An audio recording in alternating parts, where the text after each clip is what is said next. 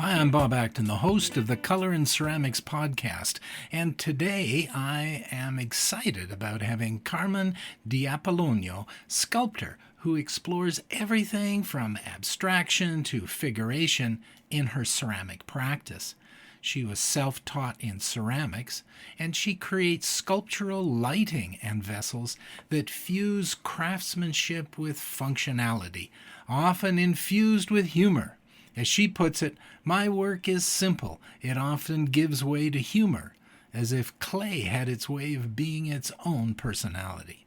She began her creative career as an art director for short films and commercials in the 1990s, and then she worked alongside artist Urs Fischer for over a decade before launching her own fashion brand, Ikou Tschuss, in 2006, where she combined modern textiles with traditional artistry.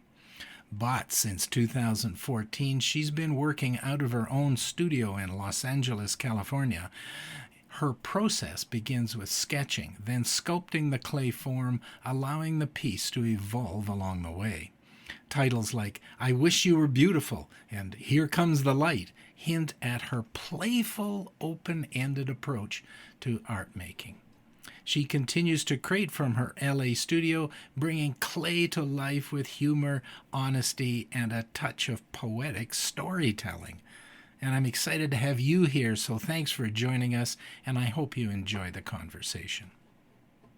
Carmen, thank you so much for joining us today on the Color and Ceramics podcast. I am super excited about you here because I love your work, and so I'm really looking forward to chatting with you and learning more about your work. Thank you so much, Bob. Yeah, thank you. So tell us a little bit about your journey so that people get to know you and what got you here today. Where do I start? So I was working for a Swiss artist for over a decade. That's from 2005 on. I was back in New York there. His name is Urs Fischer. So I was always into arts, but I never was interested to become an artist. So, and I was always interested in ceramic, but never had the time to experience ceramics. That started when I stopped working for Urs in 2014. I took ceramics workshop in Switzerland, and I felt like, oh wow, that's it. It was just amazing to make my own pots and my cups and bowls in the beginning. Yeah. And yeah, it just like happened very natural. I just had the feeling that's it. That's what I want to do for the rest of my life. Yeah, it's very nice when we get the bug or we get Yeah, addicted to it, right? And it's so yeah, easy to happen. yeah, Yeah, very cool. Now yeah. you were in New York and then you went home to Switzerland I because went you're Swiss initially, right? Yes, I went back to Switzerland because of my visa. I went back to Switzerland, won the green card lottery, and then decided to move to Los Angeles. Ah, So I came to Los Angeles in 2014 and started to work for another artist. And meanwhile, started to work in a ceramic. How do you say? I went to the Wheelhouse in Monrovia. That's a ceramic. studio? The ceramic, yeah, in a Wheelhouse ceramic studio that was open 3 days a week. And I started just to go there in my free time in the evenings and started to work with high fire. And it was amazing. I mean, I started to figure out how to work with cone 10. I did coil, I did a little bit of wheel, but the wheel was not my thing. And in the meantime, I moved into a new house and I needed some lamps. And then I was like, okay, I'm good in doing stuff. I like to knit and I like to do whatever, all kinds of hand building and hand sewing. So I was like, I'm gonna do my own ceramic lamps. And that's how you got into lighting. Yeah, yeah, it's cheaper and I can do my design. So then, yeah, I did my first lamps in 2015 and I posted some of my first lamps on Instagram Mhm. and there are people sending me messages and asking me if I would be able to sell them. And I started selling them through Instagram to my friends. And that's how it started. So tell us where you're at today with your design work and your ceramic work. I came pretty far, I think. I mean, it's funny. It was never in I was never in my, uh, so I never felt like it's gonna go somewhere. I Mm. always felt it's gonna be a hobby, but somehow it picked up so well. And I started to work with a gallery in Germany, Lin Lün. She saw my work through Instagram and met me through a friend of her that was living in LA. And she asked me if I want to do a show. And so I had my first solo show in 2017 Very in exciting. Germany. Yeah. Super exciting. It's just like it kind of unexpected, unexpected Yeah, that yeah. I would have a show. And then it started more. Then I got my own studio, a small studio in downtown. I did a little bit more work. I sold a little bit more. And then I got picked up from Friedman Benda in New York. And then another gallery in Switzerland. So yeah, now I'm just have a bigger studio, Mhm. have our own kiln, have an assistant, and yeah, I just sit here every day, work, and try to make new pieces. Mhm. Now, I wonder if you could. This is an audio only podcast. So Yeah, um, I did that intentionally, given the fact that I thought it would be worthwhile for our listeners to have to imagine, but also go and check your work out. So before they do that, could you tell people or describe for people yeah. the kind of work you're doing? Um, I mean, there is a when I started to make those lamps, they were lamps, Hmm. they were like mostly like more like very graphic bases with a normal drum shade Mhm. or cone shade. And I started to, in the beginning, there were lamps. And with the years passing by, my form changed to become more like maybe like more personal. They became to drip down, they became to round up, they became bigger. Mhm. Um, I would say some are became my friends, human, you know. Yes, yes, I know exactly Uh, what you mean. it's just like they started to talk to me in a way. It's Mhm. just like I started to do also more figurative pieces. Mhm. Um, and yeah, it's just like, and I feel like now I'm working for a show for in September. I have an opening in New York, and if I look at the work, I feel like the lamp it became secondary.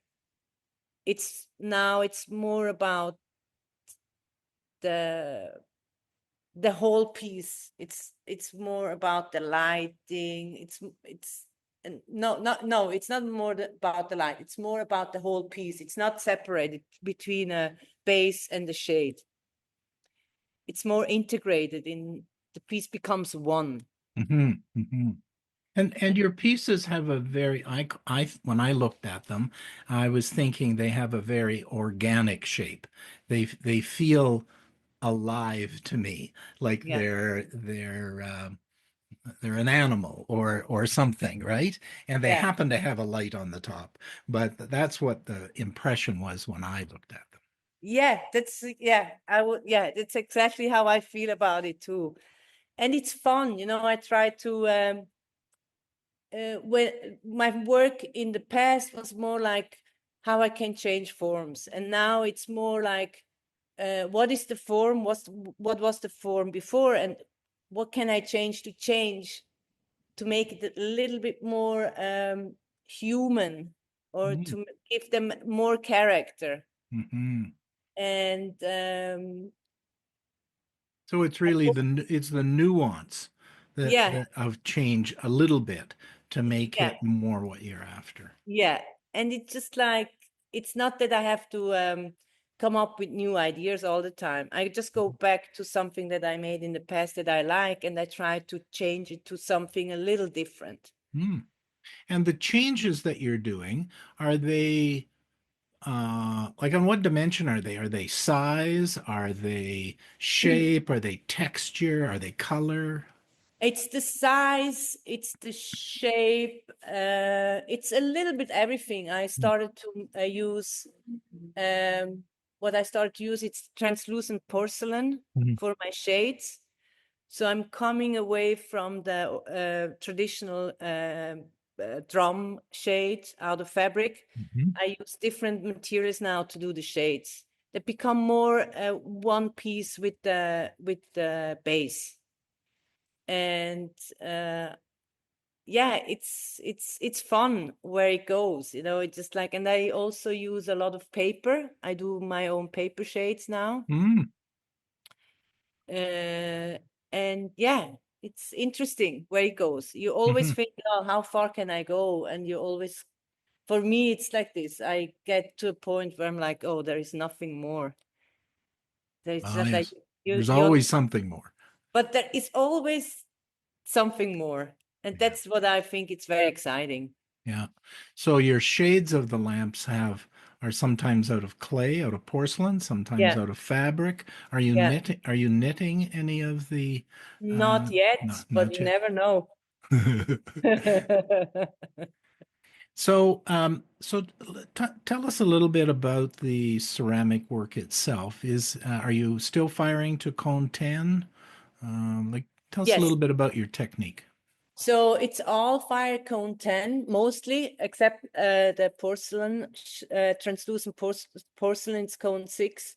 But yes, I just love the texture of cone 10 so much. It's all hand coiled. Um, I go, I, I start, I mean, I do big pieces that they fit exactly into the kiln. Yes, yes. Size We of the, are limited by that, aren't we? yeah, Yeah. I can go up to 61 inches is my highest I can Oh, very build. cool. Yeah. And yeah, I mean, it's how I said before, it's always, you never know what's going to happen. It's Mhm. just like I build, and the cracking is less than it Mhm. was a couple of years ago. Mhm. Um, and I'm learning, it's an old kiln, and it's just like, yeah, you have to go with the flow there. It's just Mhm. like I do reduction. Mm. It's all reduction. And I try new things. I try to, sometimes when I do bigger pieces, I never know what to expect, if it's gonna break down, or if, it's just Sure. like, it's my I like to go a little further and try and figure out if new forms. And sometimes it gets really difficult because it starts to bend too much, and it's going to touch another piece, or Mhm. it's going to break or whatever. But that's fine. That's fine for me. It's just like, that's the way how I work. Mhm. It's, every piece is like a test, and sometimes it comes out great, and sometimes it doesn't work out Sometimes at it does. all. Now, when you sit down to do your work, if you go Yeah. into your studio, you say, okay, I'm going to make a new base for my lamp.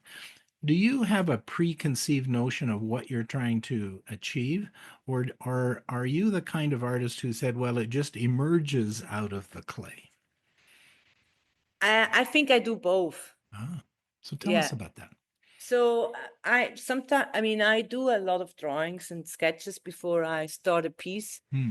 Um, but of course, you know how it is when you start with a piece and it gets maybe thinner in the middle and you go up and it gets wider, it starts to collapse Yeah.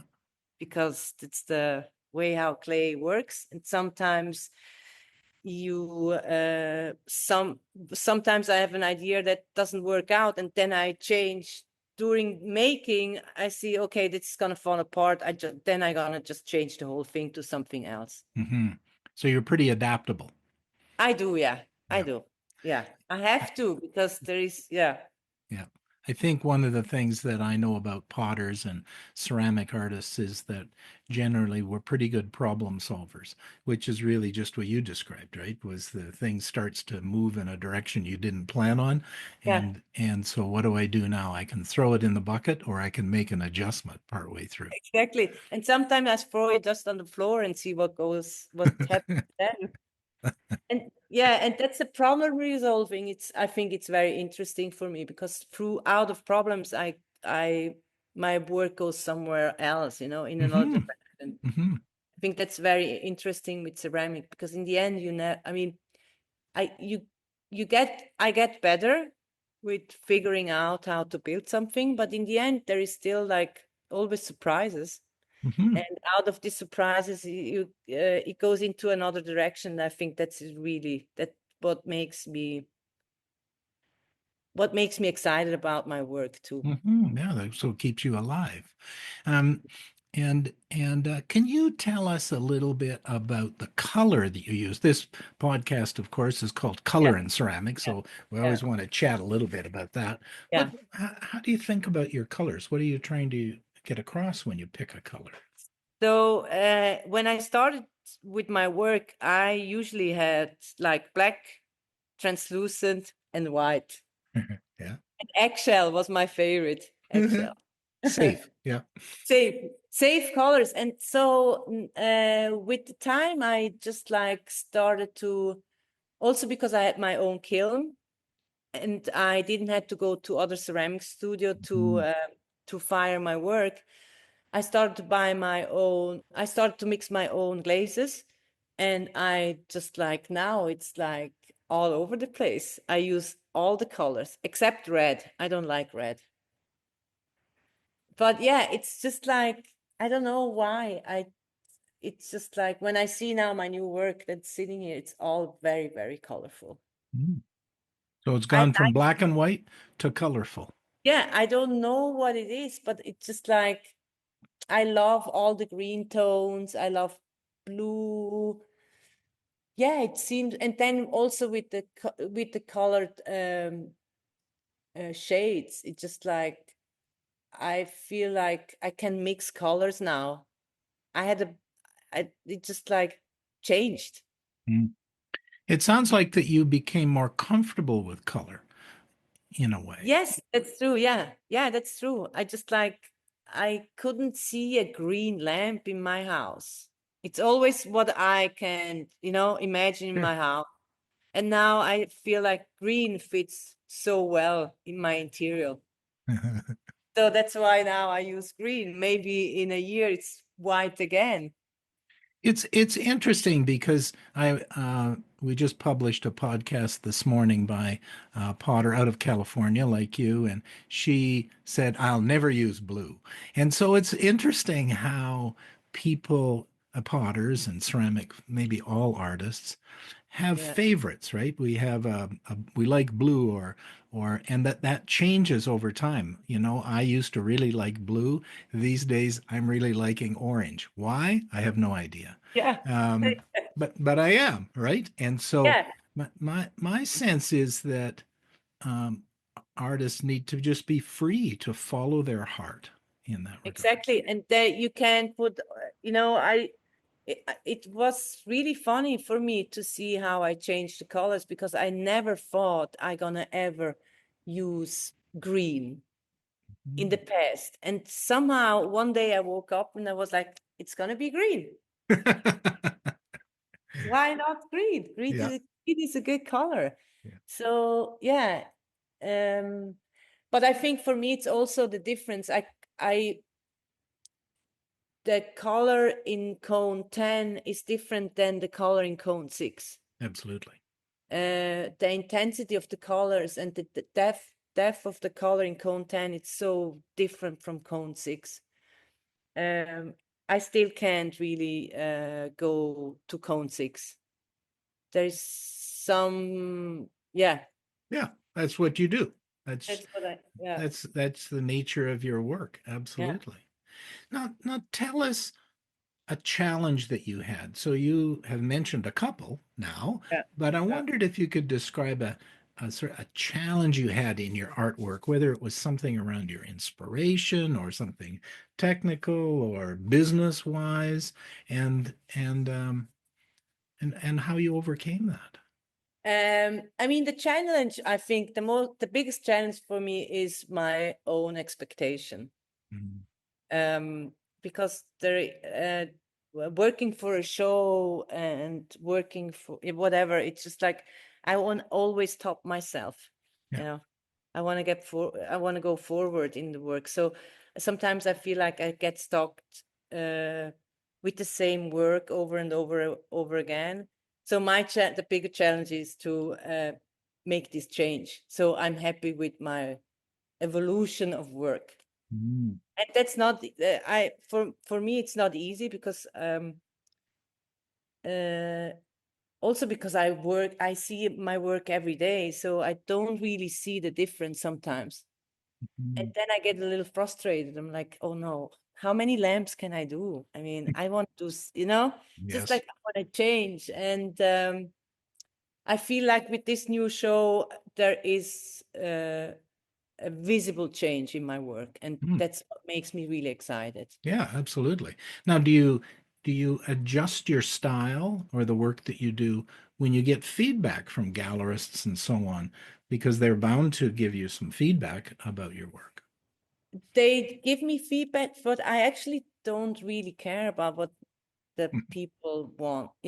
I I know. mean, there is a lamp that I do this sitting over the corner Yeah, dripping lamp yeah. that's, and I'm happy that people like that, but in the end I'm not really, I don't think really what people want or think or what they like. Mm. It's mostly, that's why I do what I do. It's because I wanna the work is first of all for myself. Mhm. And it really did start off that way. You started to make the It's, lamp for yourself in your own home, right? yeah, and And and I think that's really important for my work. I want to keep it like this. I don't want to get in this like stressed out because I people like it or people don't like it. I want to be free and discover new material, or I'm now started to work with glass mm, that combine with ceramics, and it's just like, yeah, I want to have this freedom to do whatever I have in my mind. that's really a good lesson for up and coming artists, isn't it? For them Yeah, to pay attention to what's most important to them, not what's most important to somebody else. exactly. Yeah, and that's, and I mean, I'm lucky to be in a situation that I can afford to do that, because I make good money enough to Mhm. pay my expenses. Mhm. If that would change, maybe then I would listen more to what the gallery wants. But Well, since I'm not there, I'm gonna explore more. yeah, absolutely. Well, I suppose, though, it has to be a balance between Yeah, what's in your heart and what's most important to you and what people like. Because if people don't like your work, then you have a lot of lamps at your own house. yeah, And right? exactly. That's true. Yeah. Yeah, and I mean, yeah, and that's you're totally correct with this. It's just like because people love my work, I have also the freedom to explore more, Mm, uh, explore and go different ways and try to change my work to something else. Um, that's what I'm doing now. It seems like that I feel like that my work becomes more light sculpture than a lamp. mhm, And I was always a little bit it was always a little bit hard for me to see it as a sculpture. It took a little while to accept that, mm. but now I'm free and open to say, yeah, that's maybe where I'm going. What was it about your reluctance to see it as sculpture before? What was that about? It's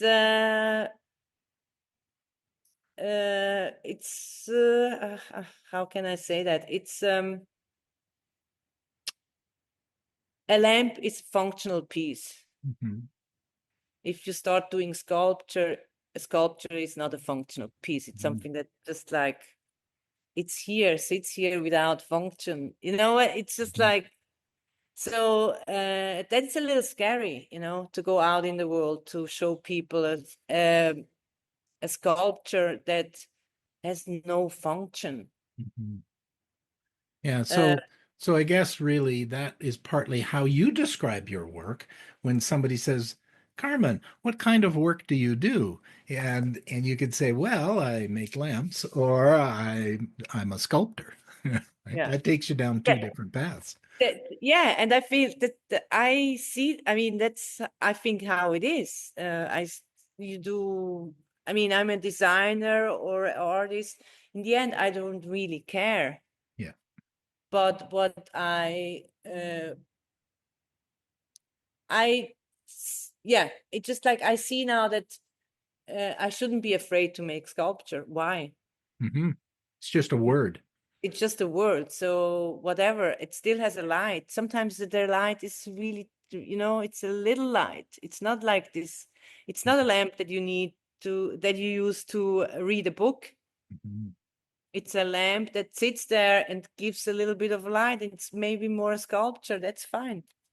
And really, it sounds like to me that you lit this little light in you. And it was like your artistic dream emerged out of that light within you. And therefore, it would fit in any of the pieces that you work. Yeah, thank you. That's very nice. Yeah, I think so. It's just like I will always, I don't know if I will ever leave the light off the piece that I do, Mhm, because the light is something that I think belongs to my work, but it's gonna slightly change. Maybe once has a little more light and one a little less, but that's like the nice thing about my work. mhm. Yeah. And I think that's true for us who have found ourselves in some Yeah, way, right? That yeah, there's something about your work that you have found it's going to be there forever, same as stuff that I make. yeah, And before that, I think that's certainly for me, I've fiddled around with trying this and trying that. And you said you did. You made some bowls and you did this, and then you landed on the thing yeah. that really, really meant a lot to you. Yeah, it did. Yeah, yeah. Yeah, and it's exciting. It's exciting, and you never know where it goes. Yeah. That's like that keeps me excited to make more work. Yeah, absolutely. Well, it is most beautiful work. Now, I always sort of end these conversations by asking um, an artist like yourself for a little bit of advice for a more junior person coming up. What advice would you give them about their I practice? Yeah, I think like just uh